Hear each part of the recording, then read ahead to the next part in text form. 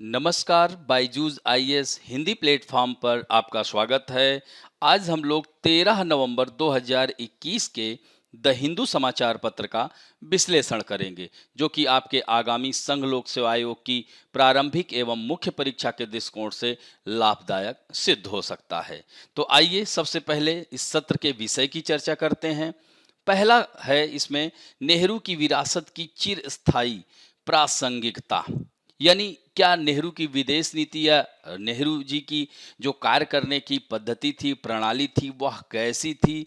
क्या आज वह प्रासंगिक है? क्योंकि कल ही उनका जन्मदिवस मनाया जा रहा है।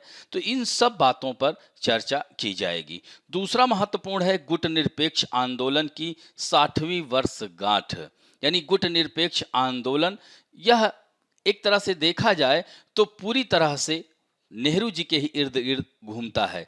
तो इस पर इसकी स्थापना में पंडित जवाहरलाल नेहरू जी का बहुत महत्वपूर्ण योगदान था। तो इस पे भी चर्चा करेंगे कि क्या गुट निरपेक्ष आंदोलन अब प्रासंगिक है कि नहीं, या जो है अभी इसकी प्रासंगिकता बची है। इन सब बातों की चर्चा करेंगे। फिर उसके बाद है संख्याओं का खेल, द नंबर्स गेम।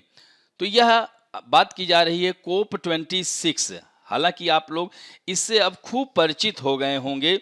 तो यह भारत के संदर्भ में हम लोग बात करेंगे, और इसके बाद बात करेंगे पाकिस्तान भारतीय गेहूं की ट्रांजिट सुविधाओं पर विचार करेगा। और अंतिम टॉपिक होगा 11 महिला सेना अधिकारियों के लिए स्थायी कमीशन। तो स्थायी कमीशन क्या होता है, इसके बारे में चर्चा करेंगे। और अंत में मुख्य परीक्षा अभ्यास प्रश्न, इसकी संरचना की बात करेंगे, कैसे प्रश्न को लिखा जाए। तो आज के पहले टॉपिक की ओर बढ़ते हैं, the enduring relevance of Nehru's legacy. संदर्भ यही है कि नेहरू की विरासत की चिरस्थायी प्रासंगिकता। तो इस बहुलवादी लोकतंत्र में हर दिन भारतीय खुद पर शासन करते हैं एवं उनके कार्यों और शब्दों का यह प्रमाण है। इससे हम यही निष्कर्ष निकाल सकते हैं कि आज भी हमारा देश पंडित जवाहरलाल नेहरू की जयंती को पूरे जोश से मनाता है। तो यह एक कह सकते हैं कि आज भी उनकी विरासत प्रासंगिक है। तो स्वतंत्र भारत के सपने को मूर्त रूप, यानी 40 के दशक में ही 4 लोगों ने स्वतंत्र भारत के सपने को मूर्त रूप दिया। उसमें महात्मा गांधी जी का योगदान, पंडित जवाहरलाल नेहरू जी का योगदान, और सरदार पटेल जी का योगदान, और डॉक्टर भीमराव अंबेडकर।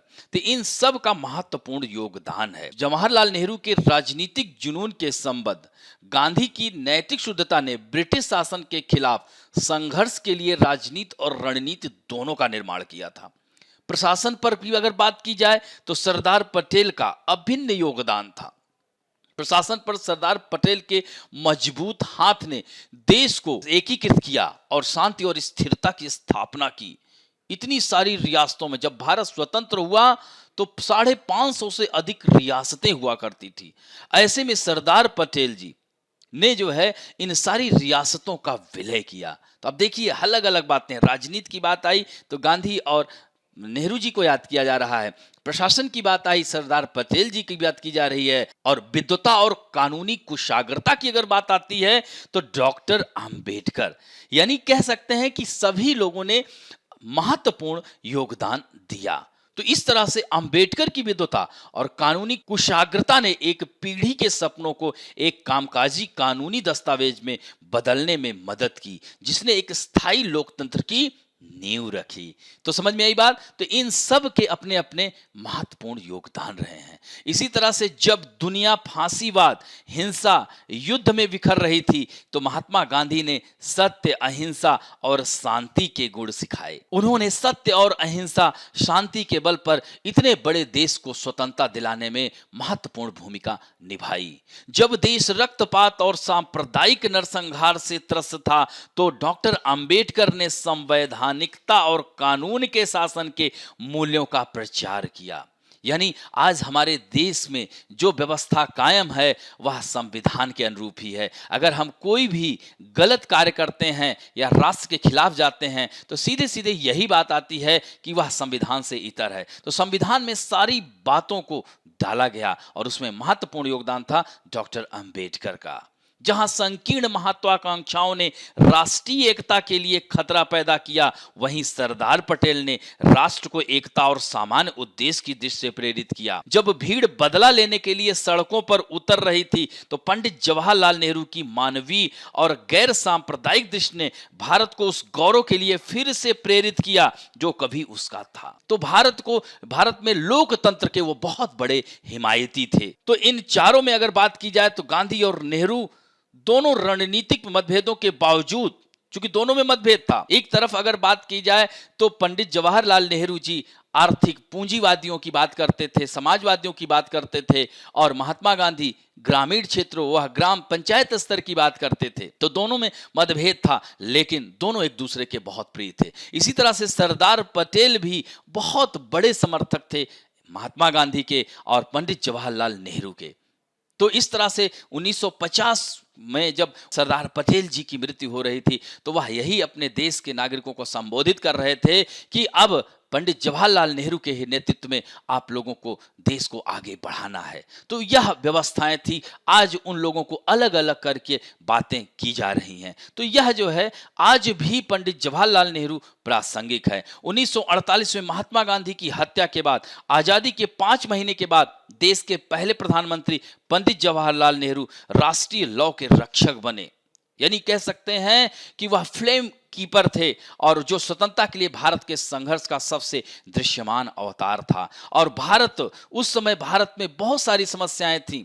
ऐसा माना जाता है कि अगले 17 वर्षों में जो विकास हुआ है वह पिछले 200 वर्षों में नहीं हुआ था भारत में। तो यह अविनाशी, दूरदर्शी, विश्वव्यापी राजनीति से ऊपर के राजनेता नेहरू का कद इतना महान था कि जिस देश का उन्होंने नेतृत्व किया वह उनके बिना अकल्पनीय लगता था। उनकी मृत्यु से 1 साल पहले एक प्रमुख अमेरिकी पत्रकार वेलेस हैंगन ने आफ्टर नेहरू हु, दुनिया भर में एक अनकहा सवाल था, तो नेहरू के बाद क्या होगा। इवन एक ने तो यह भी पूछ लिया कि नेहरू जी, चूंकि उस समय महात्मा गांधी की हत्या के बाद आरएसएस बैन कर दिया गया था, लेकिन नेहरू जी ने कहा कि उन्हें फिर से बहाल किया आरएसएस संस्था को। तो वह जो है आदर्शवादी नेता थे। कहीं न कहीं उनके आदर्शवाद की वजह से देश को नुकसान भी पहुंचा है, कुछ असफलताएं हैं, लेकिन उनकी नीयत साफ थी। कि उनकी छाप के स्तंभ में शशि थरूर की जो पुस्तक थी 2003 में आई थी, Nehru the invention of India, Bharat के लिए नेहरू की विरासत के 4 प्रमुख स्तंभों आलोचनात्मक विश्लेषण करने की उन्होंने कोशिश की। किसने? शशि थरूर जी ने। तो लोकतांत्रिक संस्था निर्माण, कट्टर अखिल भारतीय धर्मनिरपेक्षता, घर पर समाजवादी अर्थशास्त्र और गुट निरपेक्षता की विदेश नीति, ये सभी अभिन्न थे, लेकिन यह सभी आज कहीं न कहीं प्रासंगिक हैं। वह चाहे गुट निरपेक्षता की बात हो, चाहे पंचशील सिद्धांत हो। हालांकि 1962 के युद्ध में ऐसा माना जाता है कि चीन की जीत हुई, उसमें भारत की हार हुई, तो उसके पीछे पूरी तरह से लोग नेहरू जी को दोषी मानते थे। तो कहीं ना कहीं उनका आदर्शवादी सिद्धांत, क्योंकि उन्होंने रक्षा पर बहुत विशेष जोर नहीं दिया, और वह जो है गुट निरपेक्ष आंदोलन, चूंकि उस समय द्वितीय विश्व युद्ध के बाद स्थितियां बदली हुई थी, तो पूंजीवाद और समाजवाद अलग अलग बातें की जाती थी। साम्यवादी विचारधारा सोवियत संघ के साथ थी और पूंजीवादी विचारधारा अमेरिका के, यानी 2 ध्रुवों में, शीत युद्ध में बटा हुआ था। ऐसे में भारत किसी के भी साथ जाना उसे मंजूर नहीं था। अब ऐसे में क्या हुआ, बहुत सारे देश कंफ्यूजन में थे कि वह भारत का साथ मित्रवत व्यवहार न कर सके। प्रणाली के लिए एक सम्मान, यानी प्रधानमंत्री के रूप में नेहरू ने देश के शिशु लोकतांत्रिक संस्थानों को सावधानी पूर्वक पोषण किया। इसका क्या मतलब, वह लोकतंत्र के बहुत बड़े हिमायती थे। यानी लोकतंत्र कोई एक व्यक्ति से तो नहीं बनता है, वह सभी लोगों के बातों को सुनते थे और वह डायरेक्ट, उनका अपना खुद का फोन नंबर वह खुद उठाते थे और जनता से स्वयं संपर्क करते थे, जनता दरबार लगाते थे। तो प्रधानमंत्री के रूप में उन्होंने जनता को यह कभी नहीं भूलने दिया कि प्रोटोकॉल के मामले में इन महानुभाव से उनके आगे निकल गया कोई। यानी वह डायरेक्ट, उन्होंने राज्यों में मुख्यमंत्रियों को नियमित पत्र लिखकर अपनी नीतियों के बारे में बताया करते थे, उनकी प्रतिक्रिया मांगा करते थे, और उन्होंने खुद को और अपने सरकार को छोटे लेकिन निसंदेह प्रतिभाशाली विपक्ष द्वारा संसद में जिरह के अधीन किया, जिससे उन्हें उनकी संख्या के अनुपात में महत्व दिया गया। क्योंकि उन्हें विश्वास था एक स्वस्थ लोकतंत्र के लिए एक विपक्ष मजबूत होना आवश्यक है। उनके लिए तो चाणक्य के एक छद्म नाम से द राष्ट्रपति नाम के लेख में पाठकों ने नेहरू के तानाशाही रवैये के खिलाफ चेताते हुए कहा कि नेहरू को इतना मजबूत ना होने दें कि वे सीजर हो जाएं। मशहूर कार्टूनिस्ट शंकर अपने कार्टूनों में नेहरू की खिल्ली नहीं उड़ाते थे। नेहरू ने उनसे अपील की कि उन्हें हरगिज बख्शा ना जाए। फिर शंकर ने नेहरू पर जो तीखे कार्टून बनाए वो बाद में इसी नाम से प्रकाशित हुए, डोंट स्पेयर मी शंकर। तो इस तरह से जो है गांधी जी की हत्या के बाद भी उन्होंने राष्ट्रीय स्वयंसेवक संघ पर लंबे समय तक प्रतिबंध को नेहरू ने ठीक नहीं माना और उनका मानना था कि आजाद भारत में इन तरीकों का प्रयोग जितना कम किया जाए उतना अच्छा होगा। नेहरू को इस बात की बड़ी फिक्र रहती थी कि लोहिया जीतकर संसद में जरूर पहुंचे, जबकि लोहिया हर मौके पर नेहरू पर जबरदस्त हमला बोलते रहते थे। तो इस तरह से यह परंपरा हुआ करती थी। उन्होंने ध्यान रखा कि न्याय प्रणाली में हस्तक्षेप ना करें। एक अवसर पर जब उन्होंने सार्वजनिक रूप से न्यायाधीश की आलोचना की थी तो उन्होंने अगले दिन माफी मांगी थी। न्यायपालिका के सामने उन्होंने खेद जताते हुए उन्होंने पत्र लिखा और वह कभी नहीं भूले कि उन्होंने भारत के लोगों से अपना अधिकार प्राप्त किया है। वह न केवल अपने पद पर बैठे व्यक्ति के लिए आश्चर्यजनक रूप से सुलभ था, बल्कि उन्होंने बिना किसी अपॉइंटमेंट के सड़क पर आने वाले किसी भी व्यक्ति को हर सुबह 1 घंटे के लिए घर पर दैनिक दर्शन देने की प्रथा शुरू कर दी थी और यह प्रथा सुरक्षा के आदेश तक जारी रही। तो यह नेहरू ही थे जिन्होंने लोकतंत्र के स्वरूप और सार दोनों के प्रति अपने ईमानदार सम्मान से हमारे देश में लोकतांत्रिक आदतों को स्थापित किया और संसद के लिए उनका सम्मान, न्यायपालिका की स्वतंत्रता के लिए उनका सम्मान, विभिन्न राजनीतिक विश्वासों के प्रति उनका शिष्टाचार, स्वतंत्र चुनाव के लिए उनकी प्रतिबद्धता और व्यक्तियों पर संस्थानों के प्रति उनका सम्मान, इन सभी ने हमें स्वतंत्रता की एक अनमोल विरासत दी है। तो निष्कर्षतः हम यही आज कह सकते हैं, जब अमेरिकी संपादक नॉर्मन कॉजिन्स ने एक बार नेहरू से पूछा था कि उन्हें क्या उम्मीद है कि भारत के लिए उनकी विरासत क्या होगी, तो नेहरू ने उत्तर दिया था 400 मिलियन लोग स्वयं शासन करने में सक्षम है। और आज अगर बात की जाए तो इस बहुलवादी लोकतंत्र में प्रत्येक दिन 1 अरब से अधिक भारतीय स्वयं पर शासन करते हैं और उस व्यक्ति के कार्यों और शब्दों का प्रमाण है, क्योंकि जिसका जन्मदिन हम कल मनाएंगे। इस तरह से कह सकते हैं कि भारत में जो लोकतंत्र की मजबूती है कोई 2 साल 5 सालों में नहीं, बल्कि स्वतंत्रता के बाद से ही यह इस पर कार्य किया गया और जो कि आज विश्व के सबसे बड़े लोकतंत्र और मजबूत लोकतंत्र के रूप में भारत जाना जाता है। अब बढ़ते हैं दूसरे महत्वपूर्ण जो संपादकीय पृष्ठ पे आया हुआ है, इसको जीएस के फर्स्ट पेपर और second paper foreign policy in post independence consolidation और जीएस सेकंड में फॉरेन पॉलिसी के अंतर्गत डाल सकते हैं। तो name at 60 marks and age of Indian alignment. संदर्भ यही है कि गुट निरपेक्ष आंदोलन की 60वीं वर्षगांठ, जैसे 132वीं जयंती पंडित जवाहरलाल नेहरू की मनाई जा रही है, उसी तरह से गुट निरपेक्ष आंदोलन की 60वीं वर्षगांठ। तो जवाहरलाल नेहरू के आदर्शवाद के साथ साथ भारत के गुट निरपेक्षता की वैचारिक जड़ें क्या फीकी पड़ गई हैं, तो इन सब बातों की चर्चा करेंगे। इससे पहले थोड़ा सा आपके लिए जानना आवश्यक है, यह गुट निरपेक्ष है क्या। तो गुट निरपेक्ष आंदोलन जो है एक अंतर्राष्ट्रीय संस्था है और यह आंदोलन भारत के पहले प्रधानमंत्री पंडित जवाहरलाल नेहरू, मिस्र के पूर्व राष्ट्रपति गमाल अब्दुल नासिर, युगोस्लाविया के राष्ट्रपति जोसेफ ब्रॉज टीटो ने शुरू किया था और इसकी स्थापना 1961 में हुई थी। तो संयुक्त राष्ट्र के बाद देश की सदस्यता के मामले में नैम जो है विश्व स्तर पर दूसरा सबसे बड़ा प्लेटफॉर्म है और अभी 120 सदस्य हैं, इसके 17 पर्यवेक्षक देश हैं और इसका उद्देश्य क्या था, क्योंकि दूसरे विश्व युद्ध के बाद पूरा विश्व 2 ध्रुवों में बटा हुआ था, यानी उसके बाद अमेरिका और तत्कालीन सोवियत संघ, जिसे अब रूस कहते हैं, 2 गुटों में बढ़ चुका था। तो अमेरिकी खेमा जो था वह पूंजीवादी नीतियों का समर्थक था, जबकि सोवियत संघ खेमा समाजवादी नीतियों को मानने वाला था।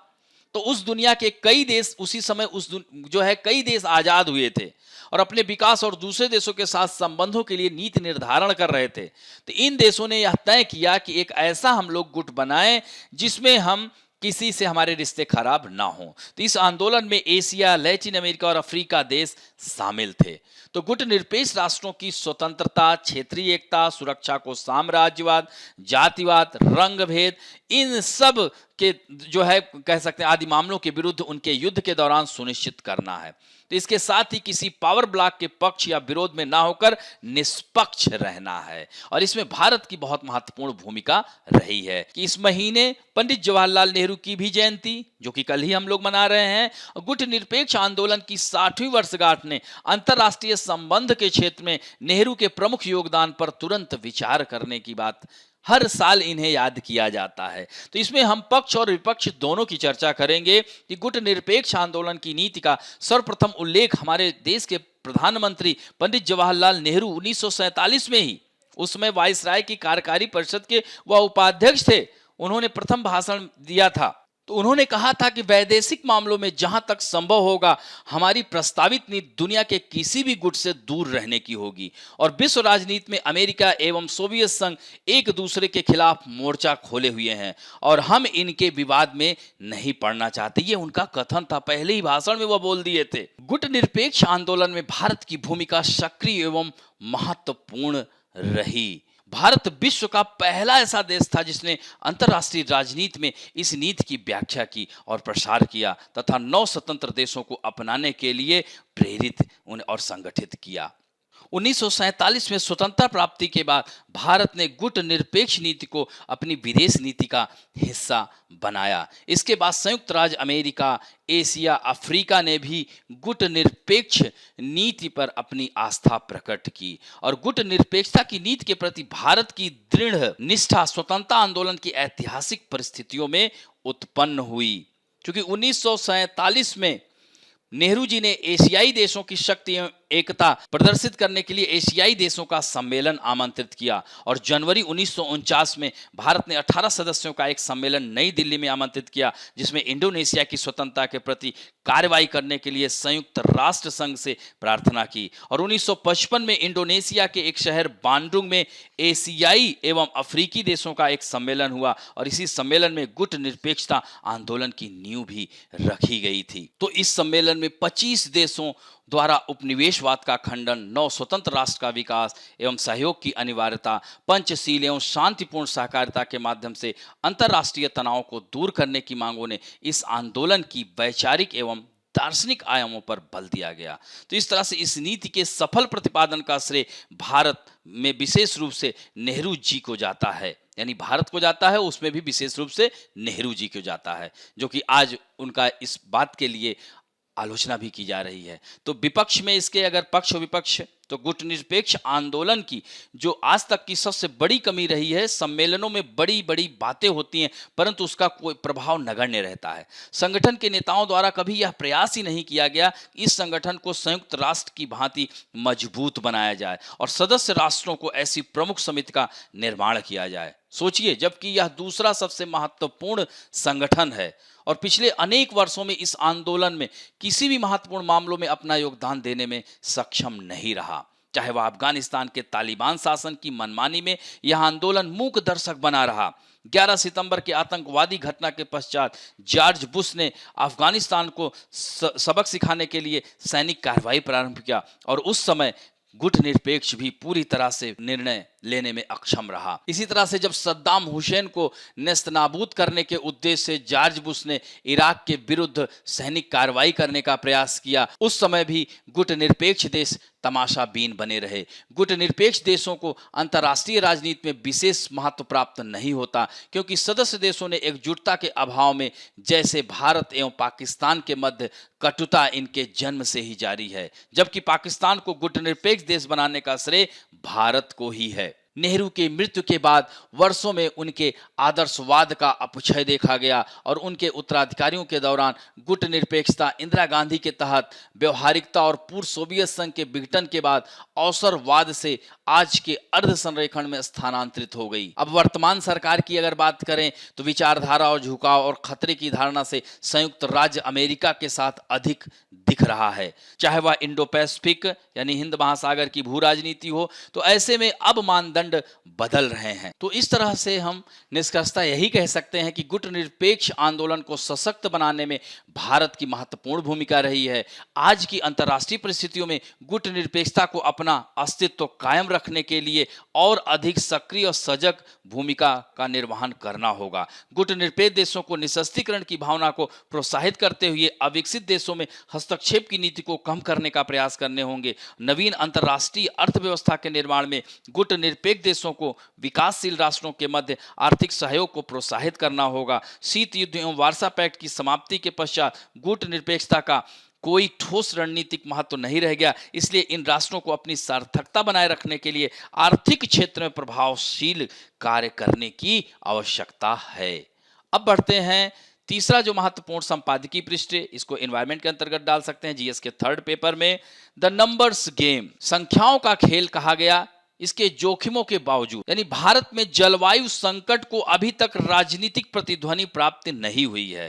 तो यह ग्लासगो स्कॉटलैंड में पार्टियों के 26वें संयुक्त राष्ट्र सम्मेलन का अभी तक कोई महत्वपूर्ण परिणाम नजर नहीं आ रहा है। शिखर सम्मेलन से पहले पश्चिमी देशों के नेताओं, विशेष रूप से संयुक्त राज्य अमेरिका और यूनाइटेड किंगडम के शिखर सम्मेलन ने एक उन्मुक्त प्रयास किया था। अधिकांश देश मध्य शताब्दी के शुद्ध शून्य लक्ष्य पर सहमत हों, यह जब उत्सर्जन शून्य के करीब हो या हो, वातावरण से एक समतुल्य निकालकर इसे संतुलित किया जाए। इसने चीन और भारत को दोनों प्रमुख ग्रीन हाउस गैस उत्सर्जक रक्षात्मक स्थिति में डाल दिया और उन्होंने जलवायु समानता और न्याय जैसे मुद्दों पर अधिक मजबूती से अपनी बातों को रखा। और उनका तर्क है कि जलवायु संकट बड़े पैमाने पर पश्चिम की वजह से एक सदी से अधिक कार्बन डाइऑक्साइड उत्सर्जन के कारण है और इसलिए उन देशों को वित्त और स्वच्छ प्रौद्योगिकी तक पहुंच के रूप में पुनर्भुगतान का हिस्सा वहन करना चाहिए। जबकि चीन ने 2060 तक शुद्ध शून्य वर्ष को संकेत दिया है,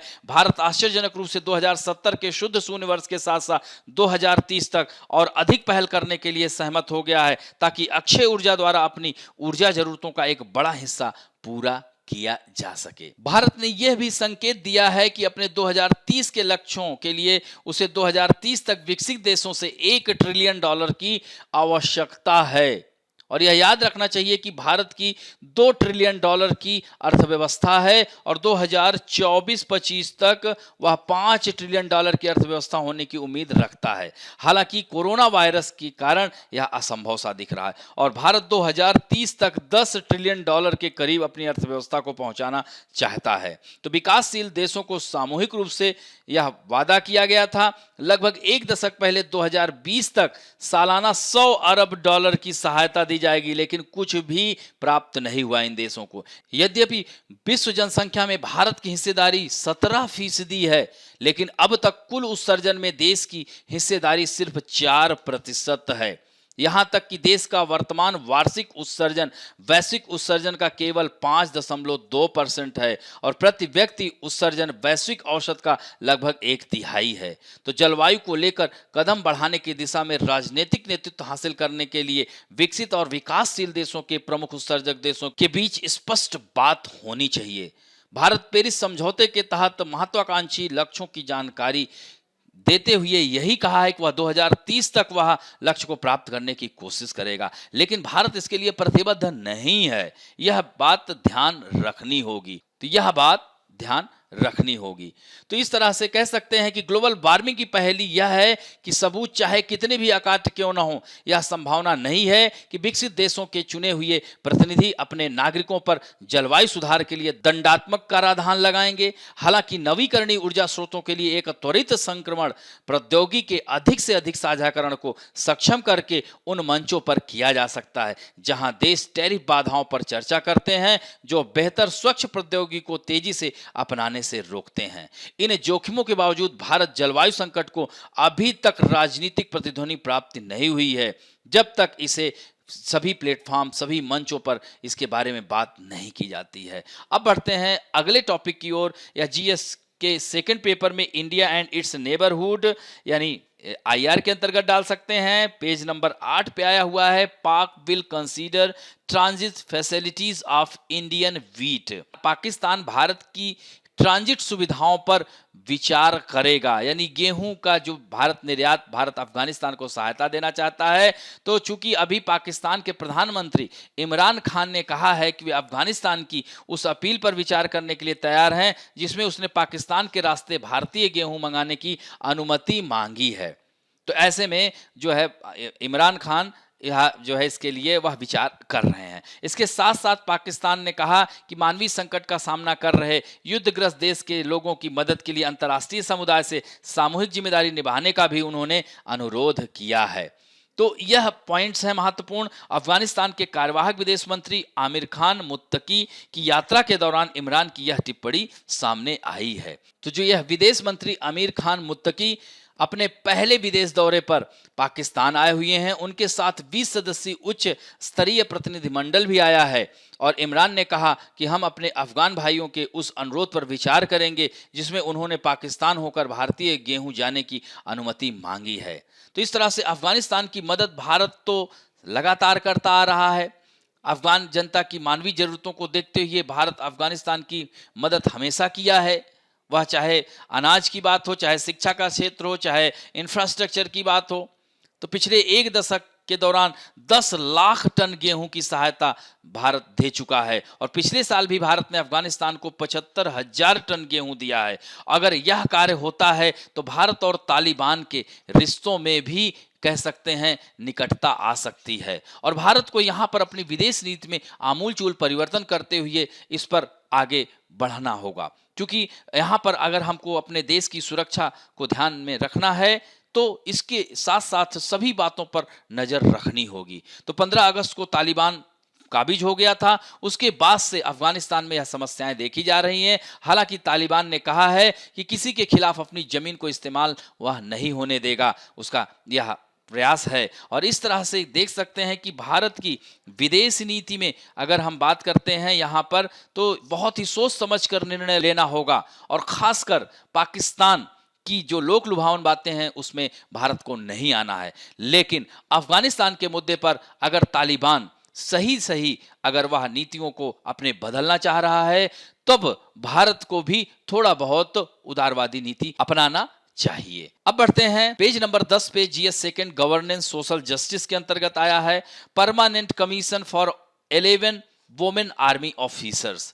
तो यह जो है 11 महिला सेना अधिकारियों के लिए स्थायी कमीशन की बात की गई है। सुप्रीम कोर्ट की चेतावनी के बाद सेना ने अदालत के फैसले के अनुसार 11 महिला अधिकारियों को 10 दिनों के भीतर स्थायी कमीशन देने पर सहमति जताई। तो योग्य महिला अफसरों को 10 दिनों के भीतर यह परमानेंट कमीशन यानी पीसी मिलेगा। इसके साथ ही जो योग्य अफसर है और मानदंडों को पूरा करती है और कोर्ट नहीं आई है, उन्हें भी 3 हफ्ते में स्थायी कमीशन मिल जाएगा। तो इस तरह से पीसी के लिए कुल 36 अधिकारियों पर विचार नहीं किया गया।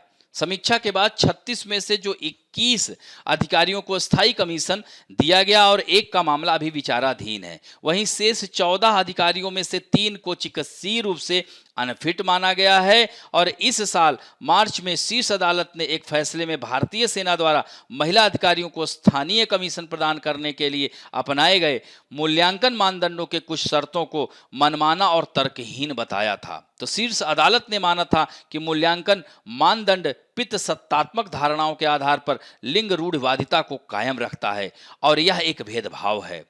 कैसे समानता का अधिकार को हम प्रासंगिक बना पाएंगे? तो शीर्ष अदालत का फैसला है कि महिला अधिकारियों द्वारा भारतीय सेना में स्थायी कमीशन की मांग करने वाले उनके आवेदनों की अस्वीकृति को चुनौती देने वाली याचिकाओं के एक बैच पर यह सामने आया। तो यहाँ पर यह महत्वपूर्ण बात आ रही है कि यह स्थायी कमीशन क्या है। तो शार्ट सर्विस कमीशन के तहत महिलाएं केवल 10 या 14 साल तक सेवाएं दे सकती हैं। इसके बाद वे सेवानिवृत्त हो जाती हैं, लेकिन उन्हें स्थायी कमीशन के लिए आवेदन करने का भी अब मौका मिलेगा, जिससे वो सेना में अपनी सेवाएं आगे भी जारी रख पाएंगी और रैंक के हिसाब से सेवानिवृत्ति होगी। साथ ही उन्हें पेंशन और सभी भत्ते भी मिलेंगे।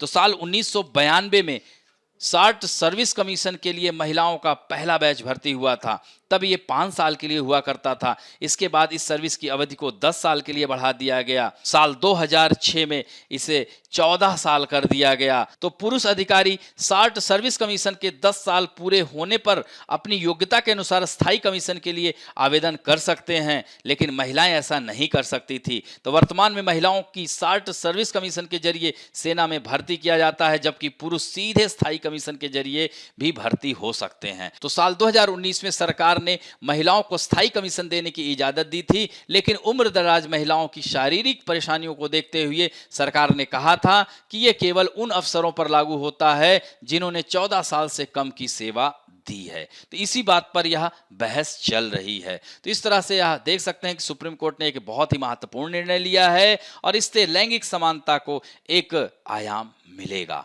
अब बढ़ते हैं मुख्य परीक्षा अभ्यास प्रश्न में।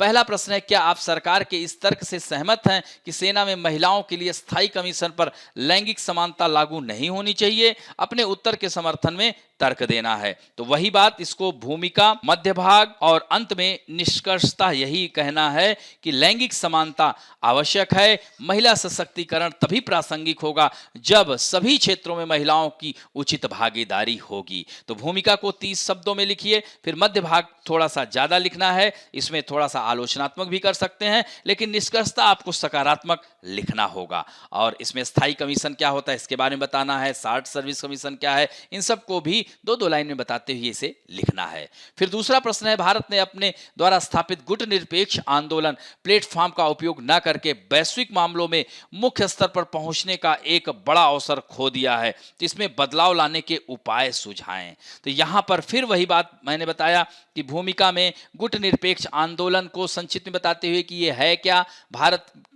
इसके स्थापना में भारत की क्या भूमिका रही और भारत ने किन अवसरों को खो दिया, इन सब बातों को मध्य भागों में करते हुए अंत में निष्कर्षता बताना। और बीच में इसमें एक तो सबसे बड़ी चीज है कि क्या खोया और साथ साथ उपाय को भी बताना है और अंत में निष्कर्ष भी आपको देना है। तो इस तरह से आशा करता हूं कि आज का यह क्लास आप लोगों को अच्छा लगा होगा, और अच्छा लगे तो प्लीज लाइक, शेयर, सब्सक्राइब और बेल आइकन दबाना ना भूलें। धन्यवाद।